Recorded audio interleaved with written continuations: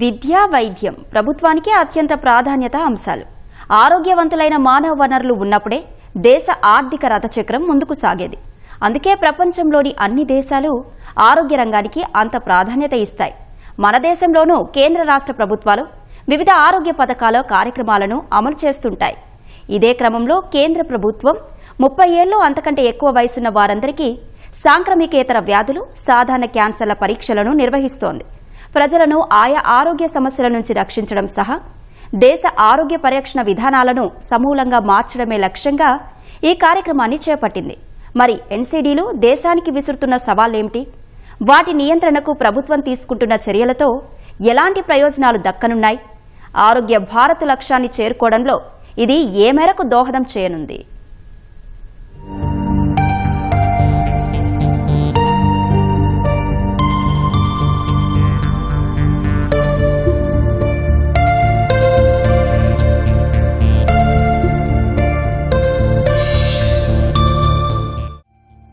ప్రపంచంలో కొత్త వ్యాధులు పుట్టుకొస్తున్నాయి. భూతాపం, వాతావరణ మార్పుల ప్రభావం, మారిన జీవన శైలి, ఆహారపు అలవాట్లతో ప్రజలను అనేక అనారోగ్య సమస్యలు చుట్టుముడుతున్నాయి. ముఖ్యంగా ఒకప్పుడు పెద్దవారికే వస్తాయని భావించిన గుండె సమస్యలు, అధిక రక్తపోటు, హైపర్ టెన్షన్, దీర్ఘకాల కిడ్నీ వ్యాధులు వంటి సాంక్రమికేతర రుగ్మతల ముప్పు యుక్త వయసు వారిని వెంటాడుతోంది. పాఠశాల విద్యార్థులు సైతం గుండెపోటు బారిన పడి ప్రాణాలు కోల్పోతూ ఉండటం పరిస్థితి తీవ్రతకు అద్దం పడుతోంది. ఇలాంటి పరిస్థితుల నేపథ్యంలో కేంద్ర ప్రభుత్వం ఓ బృహత్తర కార్యక్రమానికి శ్రీకారం చుట్టింది. 30 ఏళ్లు అంతకంటే ఎక్కువ వయసున్న అందరికీ సాంక్రమికేతర వ్యాధులు, సాధారణ క్యాన్సర్ పరీక్షలు శిక్షణ పొందిన ఆశా వర్కర్లు, ఏఎన్ఎంలు వంటి క్షేత్రస్థాయి సిబ్బంది ఇంటింటికి తిరిగి ఈ కార్యక్రమం కింద పరీక్షలు చేపడుతున్నారు.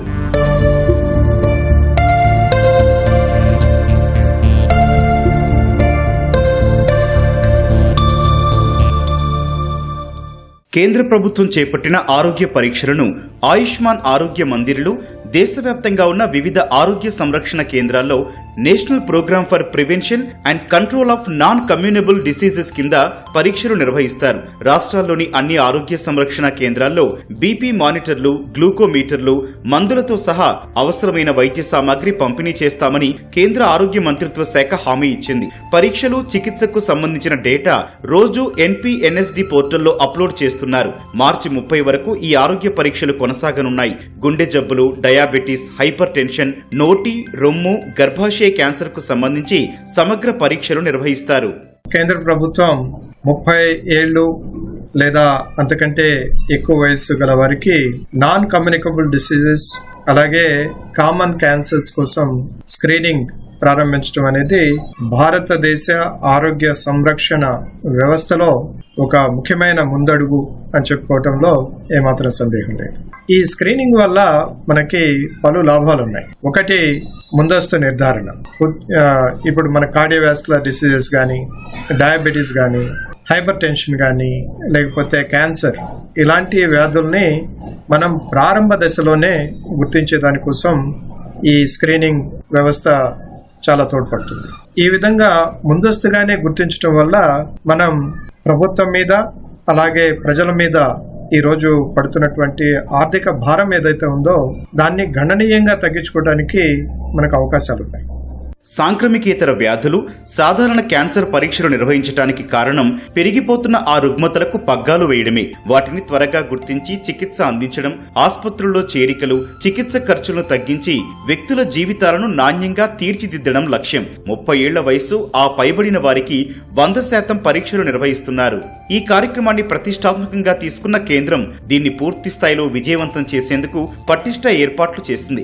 ఎలాంటి అంతరాయాలు లేకుండా కొనసాగించడం, క్షేత్రస్థాయిలో ఎదురయ్యే సవాళ్లు అధిగమించేందుకు పరీక్షలు నిర్వహించే ఆరోగ్య కేంద్రాలు బ్లాక్, జిల్లా, రాష్ట్ర స్థాయిల్లో వేర్వేరుగా నోడల్ అధికారులను నియమించింది. రాష్ట్రాలు, కేంద్రపాలిత ప్రాంతాలు కేంద్ర ఆరోగ్య శాఖకు ప్రతిరోజు సాయంత్రం 6 గంటల్లోపు చేపట్టిన నివేదికను అందజేయాలి.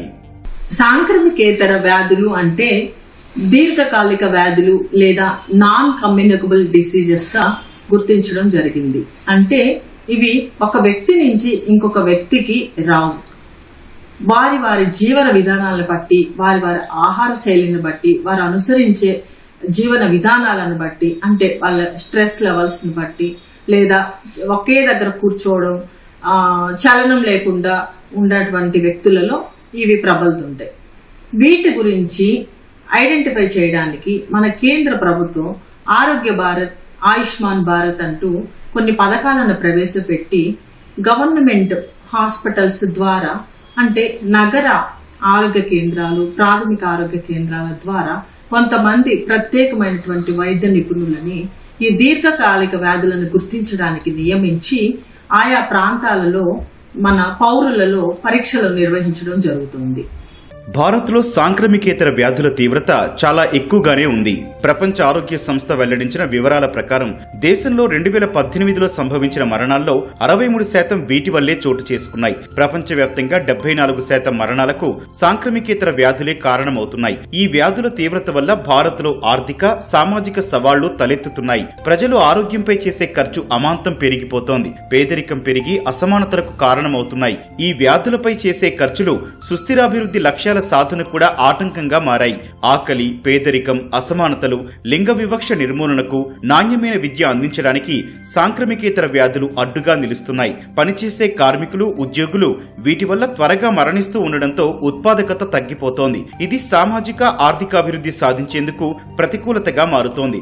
ప్రజా ఆరోగ్య సేవలపై ఒత్తిడి పెరగడం సహా వాటి కోసం ప్రభుత్వాలు పెట్టే పెట్టుబడులు కూడా పెరిగిపోతున్నాయి.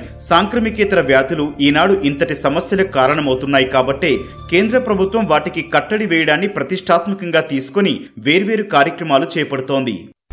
ఈ పరీక్షల ద్వారా ఏంటి మనకు ఉపయోగం అంటే, ఈ పథకం ద్వారా ఎవరైతే దీర్ఘకాలికంగా, అంటే ఉదాహరణకి క్యాన్సర్ తో బాధపడుతున్నటువంటి వ్యక్తికి ప్రాథమిక స్థాయిలోనే ఆ క్యాన్సర్ ని నిర్ధారించినట్లయితే త్వరితగతిన ఆ వ్యక్తికి మెడికల్ సహాయం, అంటే చికిత్స అందించినట్లయితే వారి జీవన వృద్ధిని మనం పెంపొందించడానికి ఎంతో అవకాశం ఉంటుంది. అలా కాకుండా మనం గుర్తించకుండా లాస్ట్ స్టేజ్ లో గుర్తించినట్లయితే వారికి ప్రాణాపాయం వెంటనే సంభవించవచ్చు. భారతీయుల ఆహారపు అలవాట్లు, జీవనశైలి ఇక్కడ సాంక్రమికేతర వ్యాధులను పెంచుతున్నాయి. భారతీయుల ఆహారంలో మితిమీరిన ఉప్పు వాడకం, సరిపడా పొటాషియం లేకపోవడం వంటి ఆందోళనకర పోకడలు పెరుగుతున్నాయని గతేడాది the George Institute for Global Health India, చండీగఢ్లోని post graduate institute of medical education and research శాస్త్రవేత్తలు జరిపిన పరిశోధనలో తేలింది. ఫలితంగానే రక్తపోటు, గుండె జబ్బులు, దీర్ఘకాల మూత్రపిండాల వ్యాధులు వంటి సాంక్రమిక వ్యాధుల ముప్పు పెరుగుతోందని గుర్తించారు. ఆహారంలో ఎంత మేర సోడియం, పొటాషియం, ఫాస్ఫరస్, ప్రోటీన్ వంటివి ఉంటున్నాయో పరిశీలించారు. అధిక రక్తపోటు, గుండె జబ్బులు, దీర్ఘకాల వ్యాధుల బారిన పడే ముప్పుపై అవి ప్రభావం చూపుతాయి. నిర్దేశిత ప్రమాణాల కంటే తక్కువ ప్రోటీన్ తీసుకుంటున్నట్లు శాస్త్రవేత్తలు గమనించారు.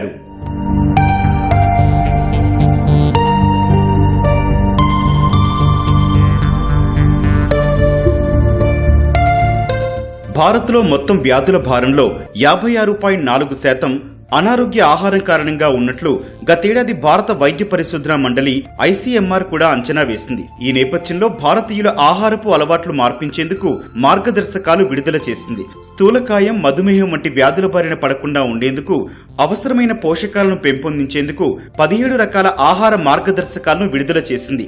ఆరోగ్యకర ఆహారం, శారీరక వ్యాయామంతో హృద్రోగాలు, బీపీ వంటి వాటి ముప్పు అవకాశాలు గణనీయంగా తగ్గించుకోవచ్చని, టైప్ 2 మధుమేహాన్ని 80% వరకు నివారించవచ్చని ఐసీఎంఆర్ కు చెందిన జాతీయ పోషకాహార సంస్థ తెలిపింది. ఆహారంలో తీసుకునే ఉప్పు శాతాన్ని నియంత్రించాలి, నూనె, కొవ్వులు వంటివి పరిమితంగా తీసుకోవాలని, శారీరక వ్యాయామం చేయడంతో పాటు చక్కెర, శుద్ధి చేసిన ఆహార పదార్థాలు కనీస స్థాయిలోనే తీసుకోవాలని సూచించింది. స్థూలకాయం బారిన పడకుండా ఉండేందుకు ఆరోగ్యకర జీవన విధానాన్ని పాటించాలి.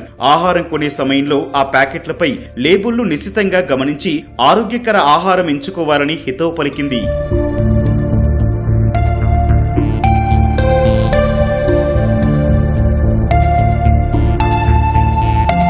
ఆరోగ్యంపై ప్రజల్లో స్పృహ పెరిగినా అనారోగ్య సమస్యలు కొత్త రూపాల్లో సవాల్ విసురుతోన్న నేపథ్యంలో మరింత జాగ్రత్తలు తీసుకోవాల్సిన అవసరం ఉంది.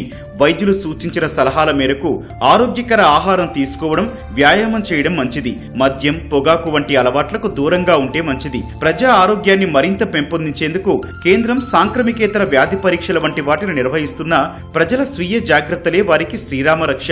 సాంక్రమికేతర వ్యాధులను కట్టడి చేసి పటిష్ట ఆర్థిక భారతాన్ని తీర్చిదిద్దాలంటే ముందుగా దేశం ఆరోగ్య భారతంగా మారాలి.